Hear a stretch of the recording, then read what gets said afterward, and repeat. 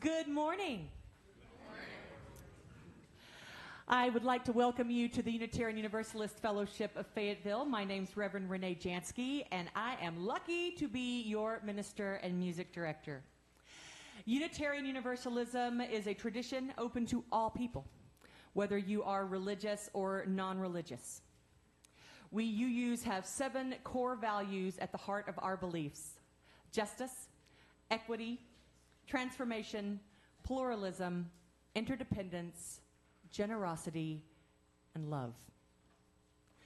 And love is the most important and is at the center of everything we UUs do. We respect our connections to each other, to all of life, and to the precious universe of which we are all a part. We welcome you, whoever you are at this moment and wherever you are in your spiritual journey. For those of you joining us online, darling Facebook people, we welcome you today as well. Visitors, we are very, very happy to see you. Welcome home. We would like to encourage you to hang out after the service for coffee and conversation.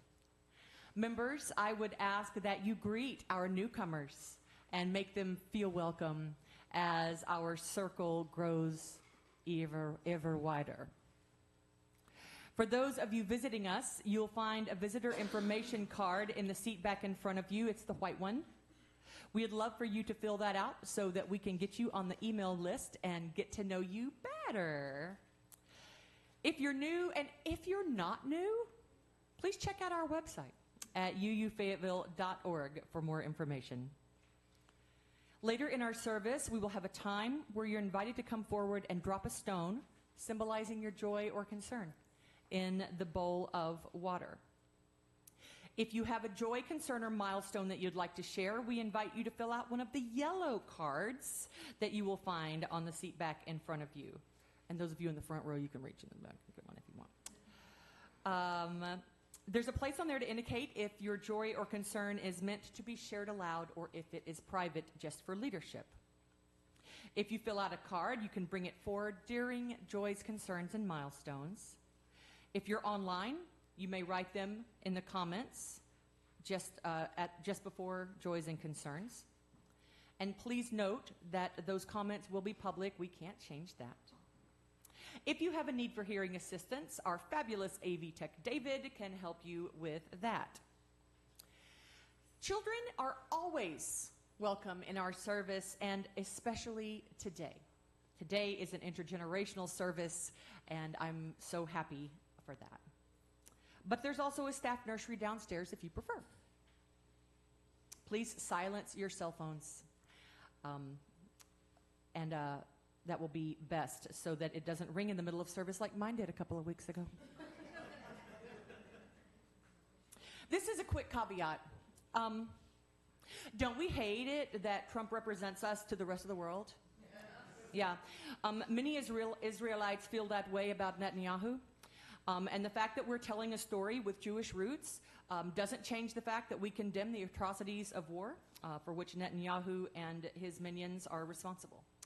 He's committing crimes against humanity, and he doesn't represent all the Jews, especially the traditional Jewish heritage.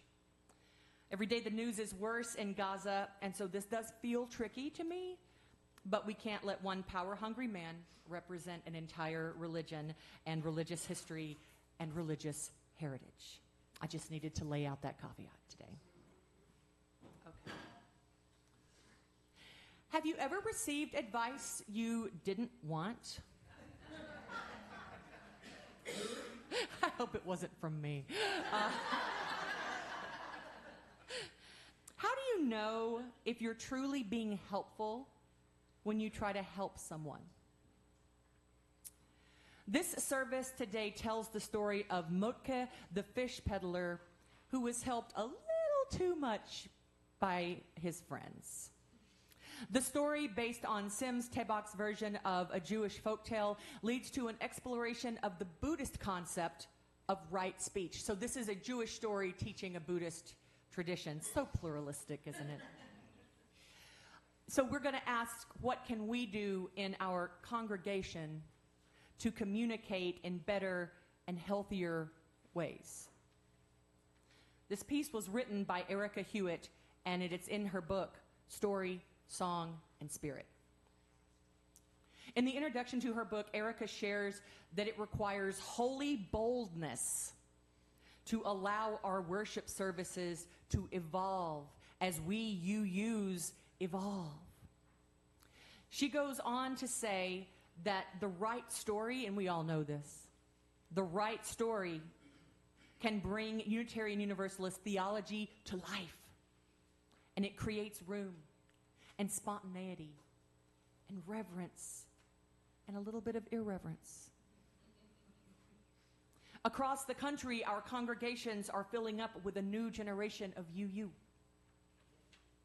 It is not enough in these times to just provide didactic, stimulating sermons for adult members only. Families need and deserve shared worship that they can experience together, that they can take home, talk about, learn from, at least sometimes.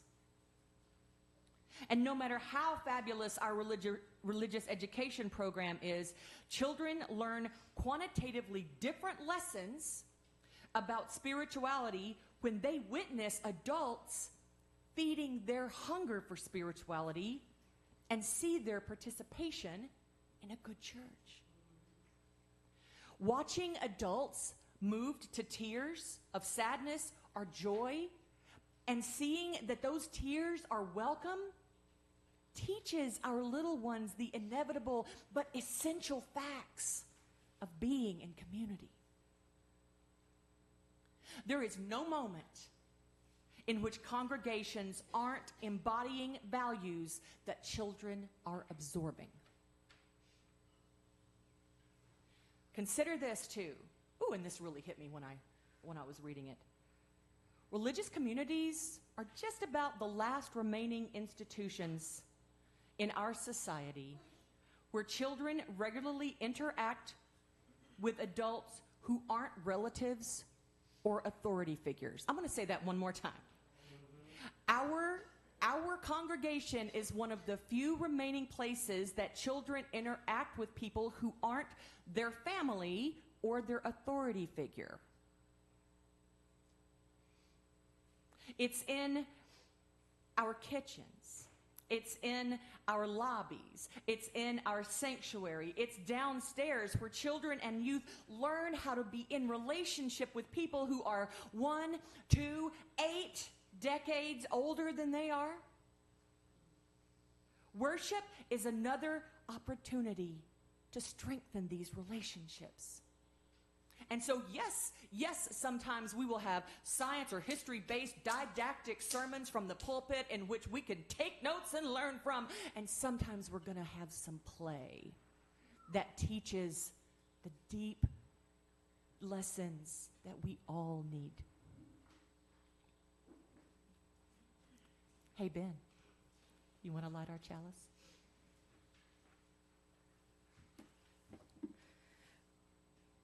Please join me in the words on the screen and also in your order of service. Love is the spirit of this community, and service is its prayer, to dwell together in peace, to seek knowledge in truth, and to help one another. Thus do we covenant together. Thank you.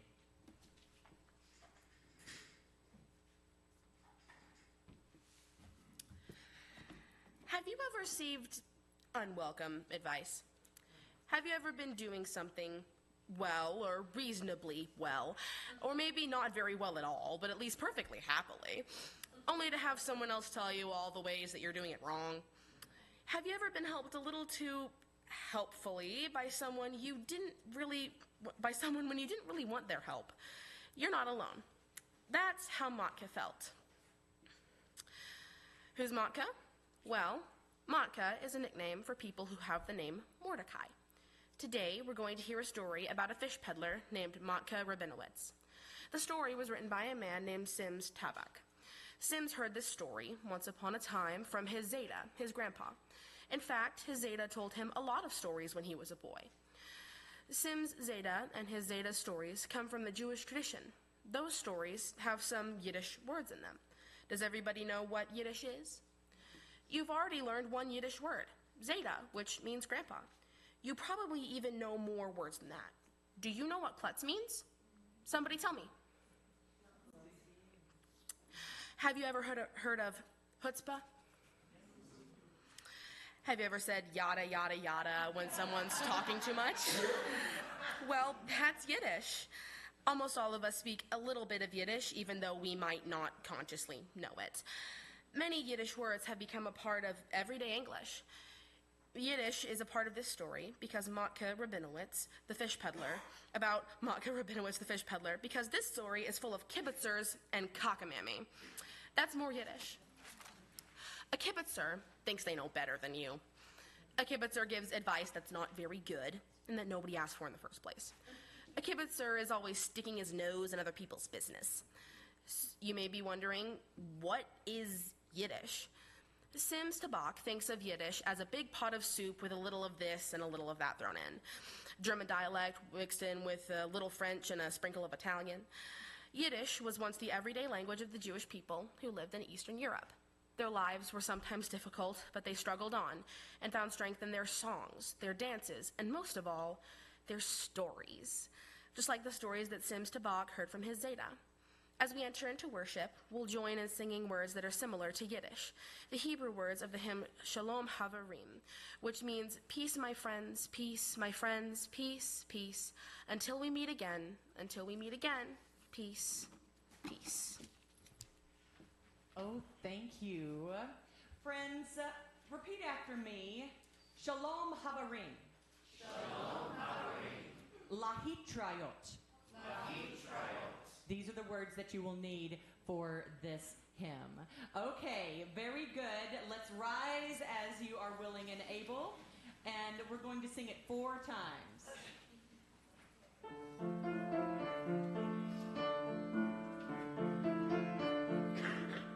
Shalom Havarim, Shalom Havarim, Shalom, Shalom. Lahitrayot, Lahitrayot, Shalom, Shalom.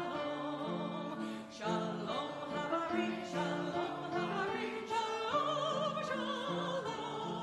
Lahitrayot, Lahitrayot, Shalom, Shalom. Shalom Havarim, Shalom Havarim, Shalom, Shalom. Lahitrayot, Lahitrayot, Shalom, Shalom. Shalom Havarim, Shalom Havarim, Shalom, Shalom. Lahitrayot, Lahitrayot, Shalom, Shalom. Wonderful. You may be seated. We finished singing just in time. Here comes Motke, the fish peddler, now.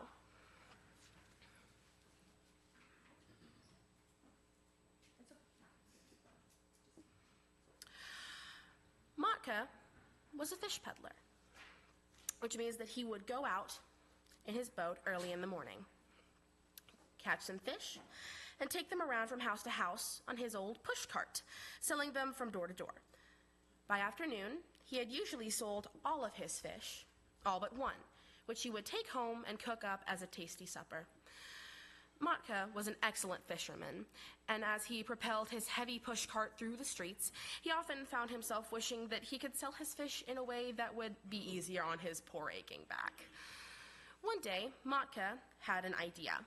Why not sell his pushcart and rent a storefront? How easy it would be to sell his catch of fish then. So, that's exactly what Motke did. He looked around the little town, found an excellent spot for his fish stand, and began to set up shop. Noticing the other shops near his fish stall, however, he realized people might not see his fish stand in the middle of so many other things for sale. Why not a little advertising? I need a sign. Let's see. Shall I paint Rabinowitz on it? Nah, not everyone knows that I'm a fish peddler. What about? Motke needs some help, I think. Do you have any ideas about what Motke Rabinowitz could put on his sign for the store? Give me some ideas. What do you think? Those are all great ideas. Here's what Motke did. After thinking about it long and hard, Motke painted a sign to hang over the doorway of his little store with these words. Fresh fish sold here daily. Motke had just climbed a ladder, hung the sign, climbed back down, and put the ladder away when his first customer arrived. He began to sell his catch for the day. Among the stream of customers, a kibitzer passed by. What kind of cockamamie sign is that? What's wrong with it? Fresh fish sold here daily? Fresh? Why say fresh? Of course it's fresh. Would you sell fish that wasn't fresh? Yes. I mean, no. You're absolutely right. Your customers may get suspicious. So, Motke painted out the word fresh and replaced the sign, settling back behind his counter of fish. His sign now read, Fish sold here daily. Motke went out the next morning to fish, and as he carried his catch to his tiny store, he gazed up at his sign proudly. It didn't look half bad with the fresh removed. As his customers arrived, he forgot all about the sign until a second kibitzer came by. I like your sign, Motke, Thank you. but should you really say sold? Oy vey, of course you sell fish. This is a store, no? Every merchant here is selling their goods, no? You don't give your fish away for free, do you? So do you really need to tell people you're selling the fish? Yes. I mean, no. I mean, of course. So, once again, Motke climbed up to his sign and painted out the word sold. Now, Motke's sign said, Fish here daily. as he looked at the twice-altered sign, Motke thought that keeping 3 words out of the original 5 wasn't so bad. It was short and to the point. Yes, he nodded to himself, the sign was much better now. As the morning turned to afternoon, Motke sold a number of his fish to the women and cooks in the village. He began to feel quite satisfied that this sign was drawing many customers, until a third kibitzer came by. As before, Motke received a compliment on his handsome sign first. Eventually, however, the kibitzer quizzed him. Say, Rabinowitz, why do you say here on this sign? Fish here daily? Are you selling fish somewhere else too? Where else would you be if not here? Yes. I mean, no. I mean, you're right. So, Motke painted out the word here. Motke's new sign said, Fish daily. as he packed up his little storefront for the day and wrapped up his fish to take home for supper, Motke felt slightly puzzled. He couldn't quite remember how his magnificent 5-word sign had now been reduced to the words fish and daily. One way that we build our community and make each other strong is by not calling each other cockamamie and klutz, but instead by using kind and compassionate words to speak to one another. Sharing our joys and concerns and milestones is not about calling names and giving advice. Rather, it's a way to enter into a relationship of kindness. When we share the special or sad moments in our lives and invite people into our hearts, then we are also asking for their support. We're letting them know that outside of worship, whether it's at coffee hour or during the week somewhere, we need them to offer their friendship and strength and listening ears. Occasionally advice, but not always. In religious community, we share our joys and our triumphs, our sorrows and our broken places. We also share the meaningful moments in our lives because love is what connects us. In this circle of care, we make space for the complexity of life, the myriad of experiences that bless and break our hearts. The truth of human experience dictates that on any given day, every single one of us are coming to the table with our heart in different places. We love through interaction, and it's in our interactions that we come to know the world and our place in it.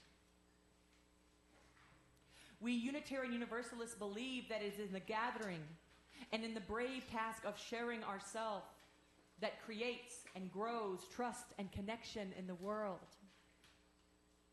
And that's how we come not only to marvel at, but to engage in community with each other.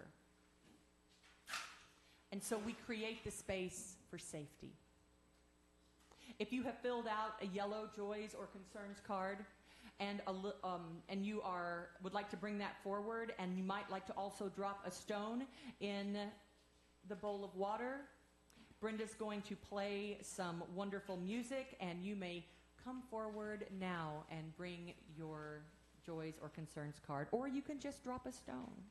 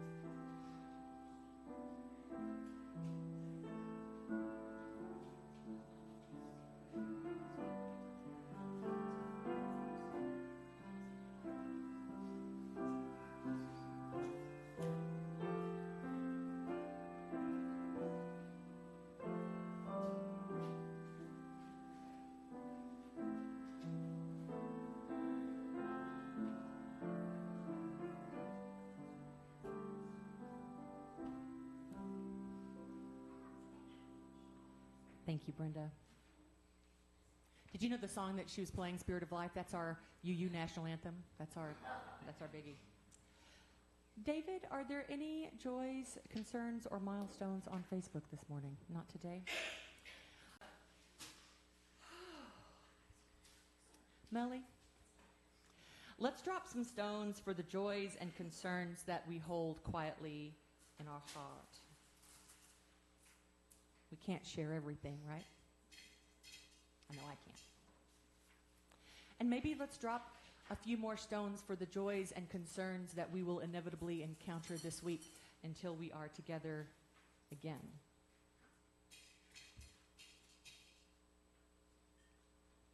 If you'll pause with me for a moment, and you may pray or meditate each in your own way. Great mystery, web of life and love. We give thanks for this caring community of all ages and diverse backgrounds. This group of people who hold our sadness when it overflows in us and shares our joy in the same way. We are grateful for the gift of each other, that we might offer our creativity and help and speak of our love and commitment to each other. We are grateful for the gift of listening, through which we invite words of others, opening their hearts to unlock wisdom and healing. We are grateful for the gift of reflection, with which we discern when to speak, when to listen, and when to simply be and hold space for each other. May we renew our commitment to use these gifts carefully, both within and beyond these walls. And please join me as we continue our meditation through singing, Though I May Speak with Bravest Fire. Brenda.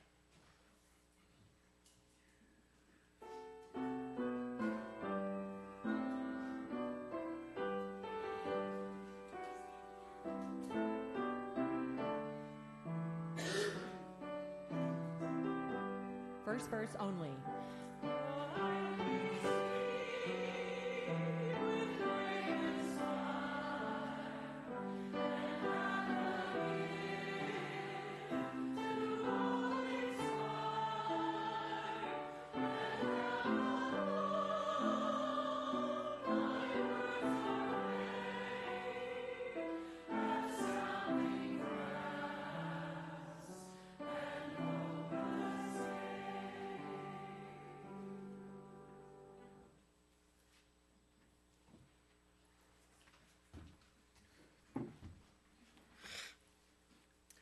The next day, like every other day, Motke again carried his catch of fish to his little store with its thrice altered sign.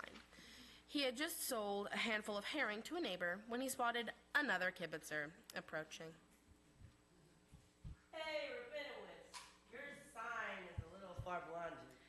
Farblonget is a Yiddish word that means confused. Fish daily. Fish daily?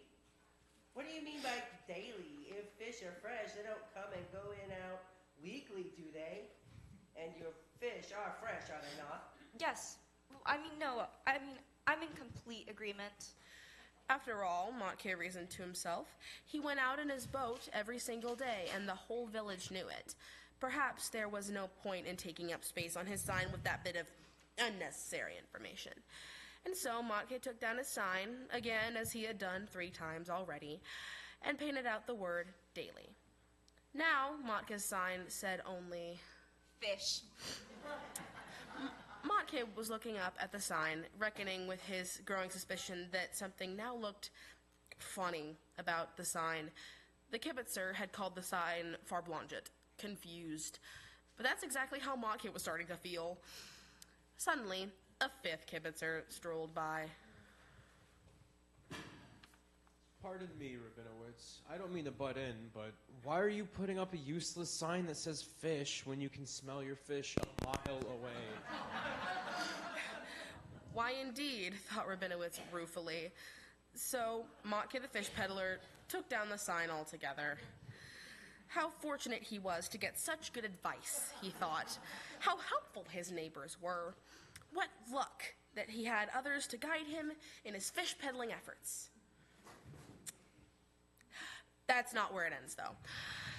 The next day, Motke was sitting in his tiny fish stall, patiently waiting for the day's customers, when another kibitzer came by, a man who hadn't had a chance to see Motke's beautiful, fleeting, shrinking sign.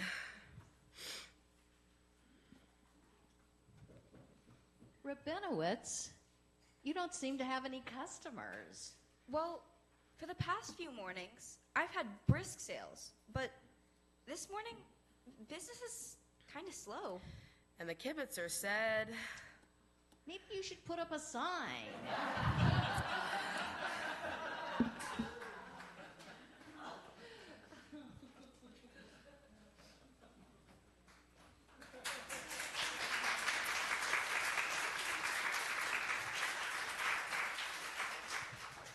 Oh, how easy it is to give advice, give suggestions, give ideas to other people. But it's a little bit harder to put ourselves in other people's shoes, to listen to them carefully, and then to offer help. In order to make a meaningful contribution, you need to care about the outcome. We all do. Our support of this congregation works like that too. Each week we take up an offering to sustain the work of this fellowship, both inside our walls and beyond them. We care about growing this congregation into the future, and that caring requires that we give in thoughtful and substantial ways. As we collect this morning's offering, please know how valuable your contribution is and how deeply we appreciate your many ways of giving. The offering will now be received.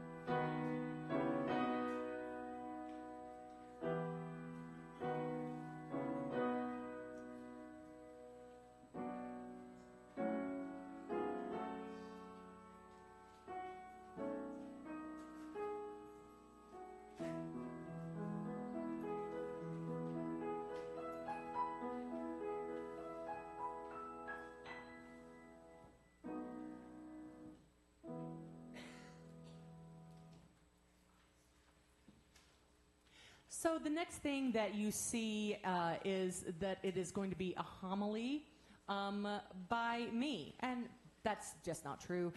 It's going to be me and the cast. So it's all of us giving the homily today. Yeah. Do you remember what the Yiddish word kibitzer means? Tell us. When our service began this morning, I explained that a kibitzer thinks he knows better than you do. A kibitzer gives advice that's not very good and that nobody asked for in the first place. A kibitzer is always sticking his nose in other people's business. In our story about Motke Rabinowitz, the fish peddler, so many kibitzers give advice that Motke never asked for, and that wasn't very good. It's a bad combination. Maybe the kibitzers were trying to help, but they only ended up confusing things. That's right, Ollie. Sometimes we're a little bit like kibitzers. We think we know the answer to someone else's problems, or we suggest what they should do before they've asked us, or we give advice only when it's too late. Can you think of a time when you did any of those things? Maybe? Have you ever given unsolicited advice or given advice too late? There is another religious tradition, Buddhism, that has something to teach us about when to speak and when to keep silent. In the Buddhist tradition, right speech, you've heard that term before, right speech, that means knowing how and when to use our words. You can probably guess what it is, since all of us know about some communication, how sometimes it feels good and how sometimes it feels bad. In the Buddhist tradition, the definition of right speech differs slightly from teacher to teacher, but there are 4 conditions that most Buddhists agree on.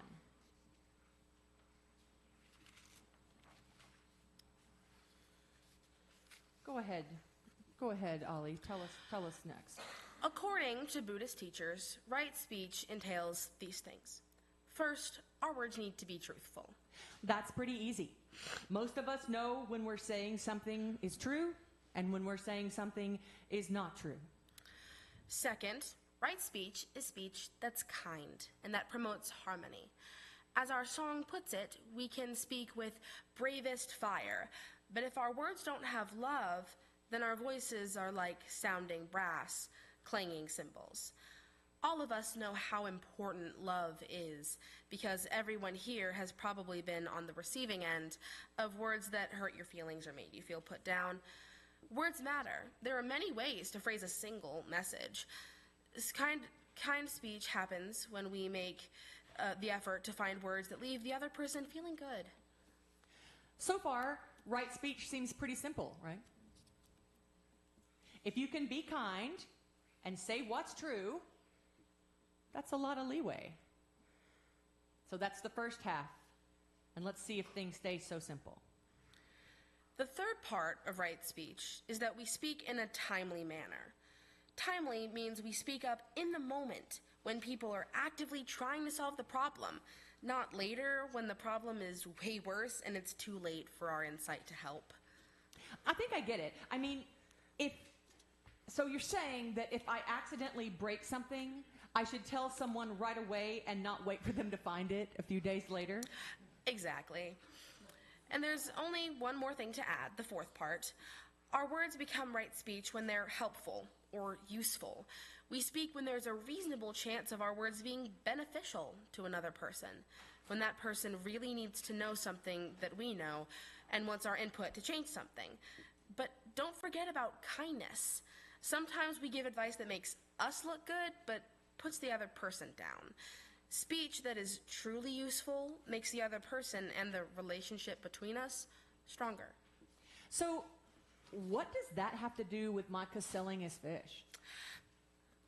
You probably thought you were just being honest when you advised Motke on the sign, right? And you were timely in your advice, but because you sure didn't waste any time giving Motke your honest opinion. In fact, all of you may have been trying to be helpful, but Motke, did you feel like you were receiving kind and helpful feedback? No, not exactly.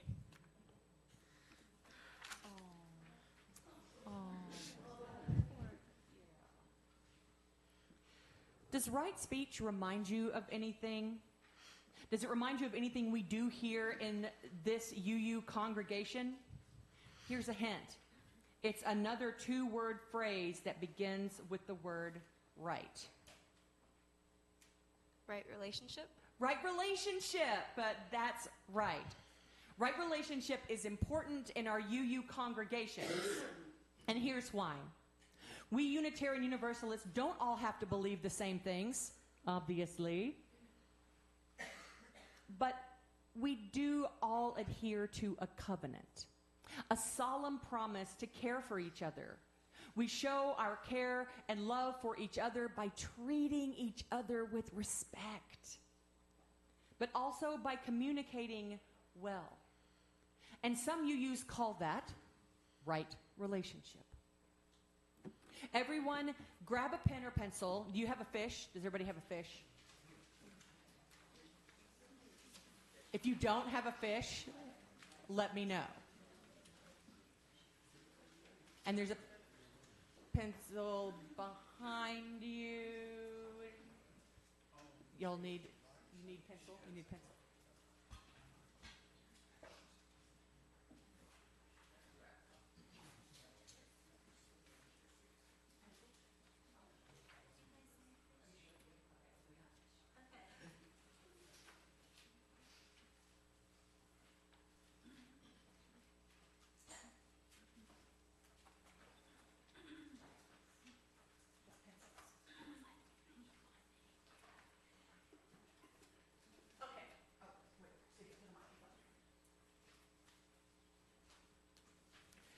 Okay. Before we leave the service, we're each going to go fishing. And instead of fishing for fish, we're going to fish for words that lead to right relationship, to loving covenant. We'll be talking more about covenant in the months to come, but for now, we're going to deal with fish. Take a moment to reflect on this question. What words warm your heart? What words invite you to feel valued and cherished? And here's another way to think about it.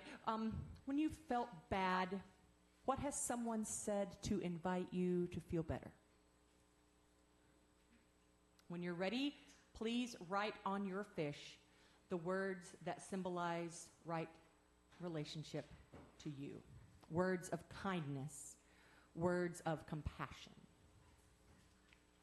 And if there's a little one next to you who needs help writing, please help them.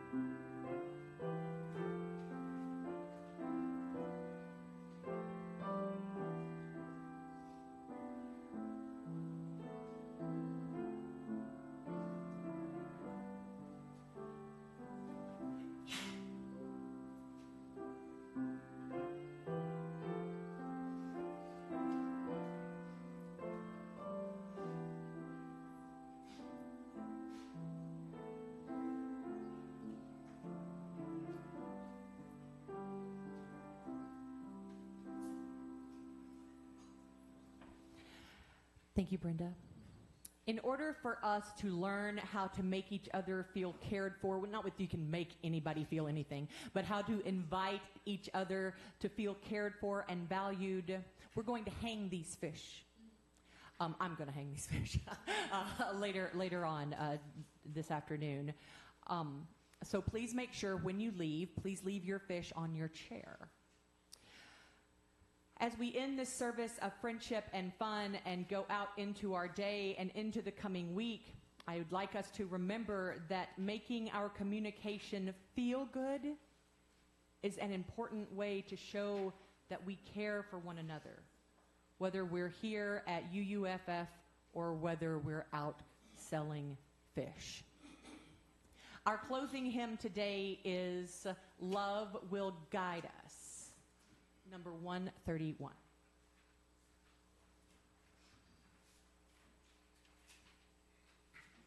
Please rise as you're able.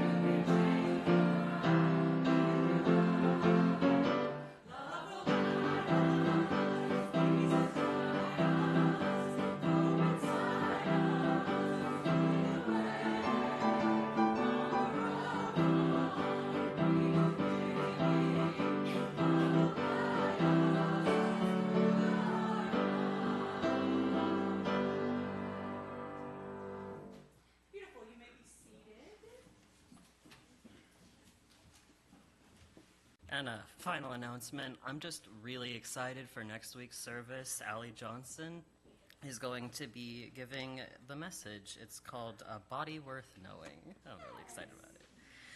All right, I think we can extinguish the chalice. If you'll join me with the words on the screen or in your order of service. Yes. We extinguish this flame, but not the light of truth, the warmth of community, or the fire of commitment.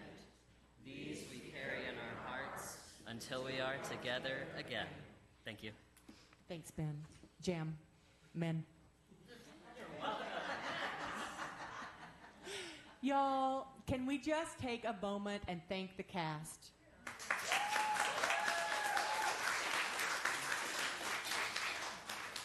It's not easy to do theater in church. It's not easy. May love guide us from sunrise on into the night. May hope inside us lead the way to that love. May the words from our mouths and the meditation of our hearts and the work of our hands make visible our love for each other, our community, and for the world. I love you. Go in peace.